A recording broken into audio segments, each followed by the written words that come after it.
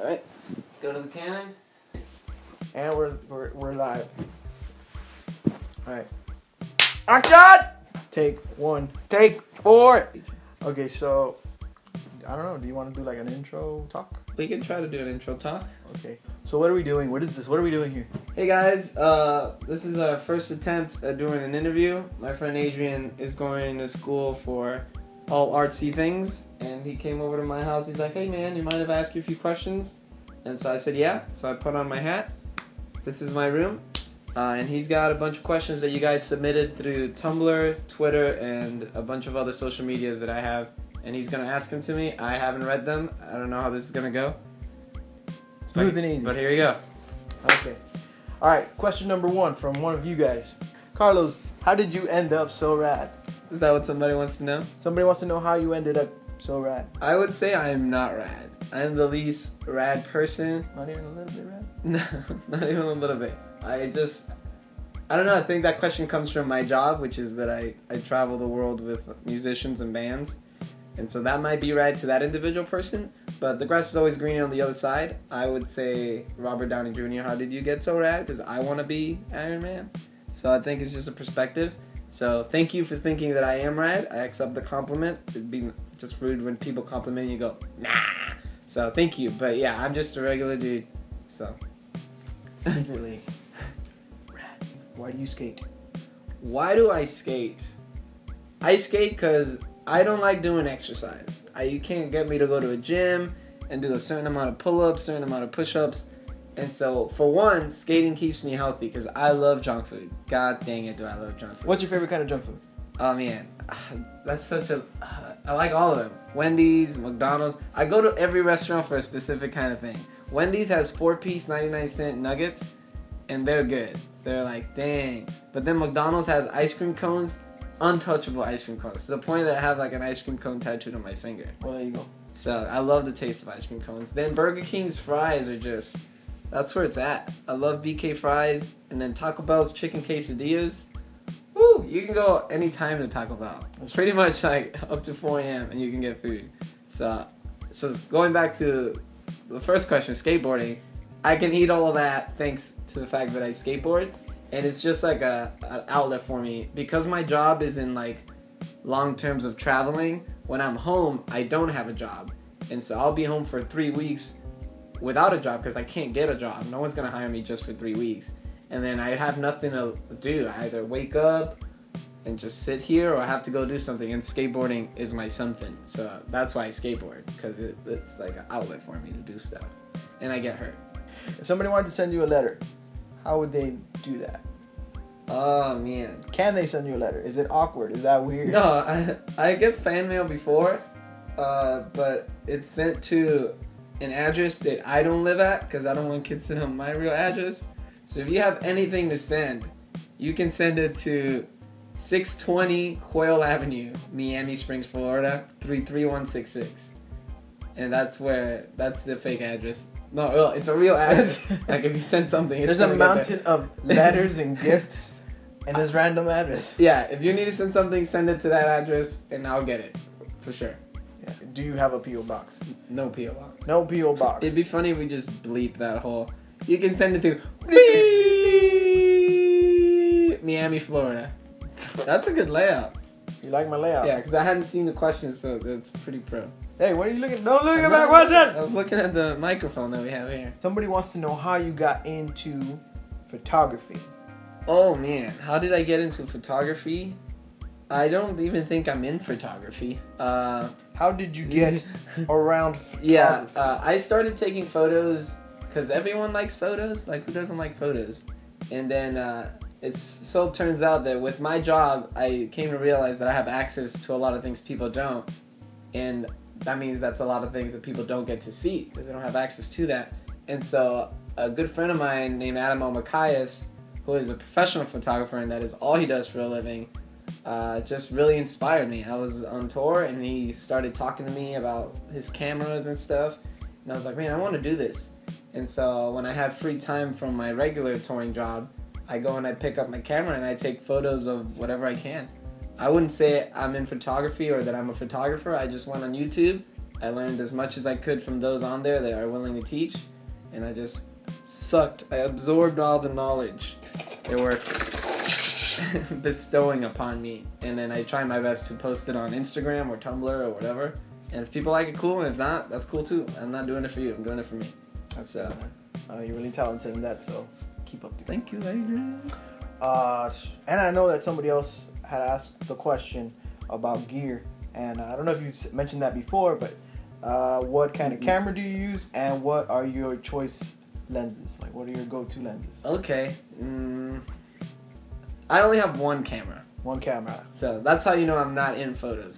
People that do photos have like 3 cameras, one on each strap. I have one camera, and we're actually filming this with that, and this is a Canon 5D Mark III. And then I saved up a lot of money, and I got that. And then I have, at the moment, I have 3 lenses. I have a 15mm 1.8. The Nifty 50, I call it. It's $100. You can't go wrong. It's one bill. Yeah. You go to Best Buy, you pick up this lens, and you can take any portrait shot in good lighting with it. Super sharp, 5.6 or whatever your aperture is. Go get that lens. That's one of my lenses. Another lens I use is a 24mm 1.4, and that I use whenever I'm like trying to take landscape shots. When I went to the Grand Canyon, for example, whatever. That's awesome. It keeps the line straight. It's wide, but it doesn't distort. And that's awesome lens, but it's pricey. So, and then the last lens is what we're filming this with, which is the 16-35 2.8. You can get it on Craigslist or on eBay for a good deal, and it's just the most versatile lens I have. So I usually don't ever get rid of it unless I'm gonna do a landscape or a portrait. If I'm doing neither, I'm using that lens that we're filming this with, and yeah, it's awesome. 16-35 is like such a wide. So if you need a lens, I recommend you buy that lens. So that's the gear that I use. And then for tripods, I have a monopod from Manfrotto, and that I use to, like, if I'm like in a crowd, it's like a wand, a giant stick that I get to go up. And then I have a wireless receiver. Forgot the brand of that, but that was also like $100. $100 is a staple. So you don't want to spend too much money on camera gear because it gets stolen, it gets lost, and it gets broken. So if you spend a lot of money in it, you're gonna be let down. So stay affordable. Yeah. That's the camera gear I use. Did you start off with a 5D, or what did you start? I did not. That would be a big jump. I started off with a Canon T2i, and it was not $100, but it was like $300 at the time. And if anyone wants to get into photography, I recommend buy that camera. You can still get it to this day, and it teaches you everything you need to know. Because you don't want to buy something that's super good and it's of no use. Because, you know, it's never the wand, it's the wizard. And so if you want to be a good wizard, doesn't matter the wand, you'll be able to get it done. So yeah, buy a T2i, and you can learn everything about aperture priority, shutter speeds, ISO. The camera can mount almost any lens, whether it be EF or whatever you want. It mounts them. And so yeah, and if it breaks, it's okay. It wasn't that much. It's okay. It's okay. And these are my recreational clothes. What you mean you never been back days? Speed round. What are your inspirations? What are my inspirations? Next. What are your favorite quotes? Jesus. Who are my inspirations, or what are what? Bacon. I get inspired by so many different kinds of people depending on what it is I want to do. A father could inspire me and motivate me to be like a good father, and he sets a good example, like someone I know. Or if I want to be like a good skateboarder, like we talked about skateboarding earlier, then I would look up to a certain skateboarder. In my scenario currently would be Danny Way, because I recently had an ACL reconstruction surgery, and I was in this bed actually laying down for 2 weeks without being able to do anything, and you came and saw me. We saw Interstellar, and he brought me ice cream. What up? So he's like a machine. He's been reconstructed from the waist up and still gets to skate for a living.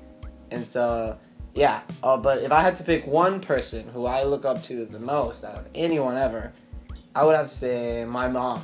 I'm like a huge mama's boy. And my mom is the best. My mom left Cuba when she was my age now, and came to America and didn't speak any English and didn't know absolutely anybody to give me a potential better future. And I can't ever repay that, because if not for her, I'd still be in Cuba without shoes, wearing the same clothes every day. So, who do I look up to the most? I look up to my mom the most. She's the best. She gets a celebration on Mother's Day and Father's Day from me. That's right. Double the gifts. Do you have a favorite quote? Do I have a favorite quote? Oh man, I do. I don't know the quote, word for word. I don't even know who said the quote because it's like it's been along for a long time, but it's something along the lines with like, when every fish has been caught and like eaten, or when every fish has been poisoned and every tree has been cut down, or something along those lines, then will you realize you can't eat money. It's like a weird variation of those words, but it's just the quote in summary says the money is not important, and I can't argue with that. I don't think money is important in many ways. I think it helps to facilitate in certain exchanges, but I've been in many points in my life where I've had no money and I've had a lot of money and be able to be sad and happy in either of those equations. Like me having no money didn't stop me from having fun with my friends or anything, or me having a lot of money helped me not stay sad. I can still be very sad. So whatever quote says money's not important, I back that quote. Somebody mentioned that you have been listening to Kings of Leon on repeat. Oh, man. So they want to know, the people want to know, what is your favorite Kings of Leon song? Man, I don't have a favorite Kings of Leon song. I listen to Kings of Leon when I do, in entirety of albums, because I think that's how they should be listened to. And the more albums they put out, like, I feel like I grow with them. And but I first found out about Kings of Leon, I think I was in high school, and they had a song called Cold Desert. And it's a really sad song. And the song actually has like a break in it because when he recorded it live in the studio, he was so drunk that he was like puking. And then he came back and finished the song. And that's so badass. And the song's just like says that I'm too young to feel this old. Jesus doesn't love me. It's like all these really quotes that I was feeling at the time. And the song just hit hard. And I was like, this band's dope. And then later I listened to more songs and I found out they were like on the radio as Sex is on Fire. But that wasn't my first impression from Kings of Leon. From Kings of Leon was like a dude who's like beaten and broken and wrote a good tune. And so now I'm just like a big fan of Kings of Leon. Awesome. But if I have a favorite song from Kings of Leon, Cold Desert. Go check it out. But don't listen to it in the daytime. Nighttime, in your room. Nighttime. Daytime! Nighttime. Daytime! I gotcha! No, I didn't get him. You didn't get him. There's been a mosquito flying around in the way of the master. this room since last night. And it's been biting me in my sleep. And he just loves to tease me. And I never get him. Because I heard somewhere that to get a mosquito, you need essentially like a team effort. Like 2 people. Oh. So you corral them. Well, no, because when you do this, one hand or the other hand is generating air, and they actually feel that air, so they dodge accordingly. So if you want to catch a mosquito, you just kind of sway, and he's going to go somewhere, and then the other person can get them. But you as an individual, it's very hard for you to catch a mosquito. Not impossible, because we've all done it before, and then we're like, ew. I go like this. They said underneath all that makeup, I said, where? You never seen that vine? I just know. Dude, it's so funny. Have you ever gotten in trouble with the law while trespassing? Yes. When I go exploring, every once in a while, never while I'm home. I've never been here in Miami and get caught like in an abandoned place because it's usually somewhere I've been before or I know how to get into it. But when I go out of state, that's when I do the most exploring because I have no fear because I'm not from there. So if a cop ever stops me, my go-to card, I'm usually alone, is I bring out my ID, I follow whatever they ask me to do, and at the end of the day, they will see that I wasn't lying. I was saying, hey, I'm not from the area, I just have a camera, I like to take photos of abandoned places. Yeah, that camera, that's another yeah, go-to. The camera is another go-to that helps me get away from the officers. I don't have any weapons on me, and after they detain me for the 15 minutes, run my ID or whatever, they see that I wasn't lying, I'm not from there, I just have a camera, and if they look through it, it's just photos of a place. And they'll usually give me a warning, and they'll be like, well, don't do this again. I'll be like, I probably won't ever be here again until tomorrow. So I'm just in town for the day because of my job. So that's my go-to.